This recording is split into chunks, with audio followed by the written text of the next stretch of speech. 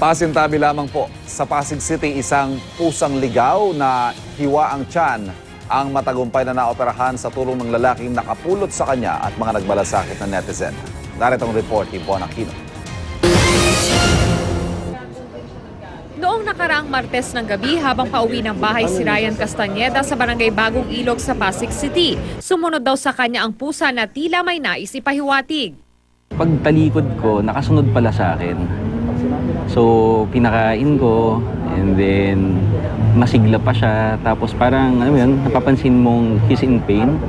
Nang makita ng malapitan ni Ryan ang pusa, napansin niyang may nakalawit sa tiyan nito.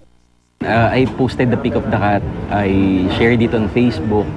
And then, a few hours after, some people messaged me and offering her help. Tapos, immediately, siguro a few hours after, dinala na namin sa vet. Sa dinami-rami ng nag-alok, isang netizen ang tinulungan si Ryan na agad maipa-opera ang pusa sa isang veterinary clinic sa Maynila noong ding gabing iyon. Nung nakita namin yung pusa, parang mahina na siya.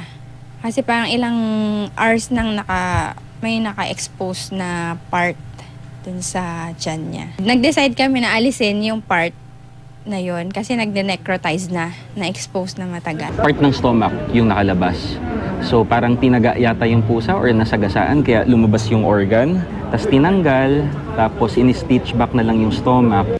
Ligtas na ngayon ang pusa na pinangalanan nilang Salvo. Pansamantala munang kinupkop ng pamilya ni Ryan ang pusa bagamat bukas siyang ipaampon si Salvo. I want to raise awareness na parang even if these are stray cats and dogs, they have life and they deserve to live, they deserve to be treated well. Itong unang balita sa Pasig City, Bon Aquino reporting.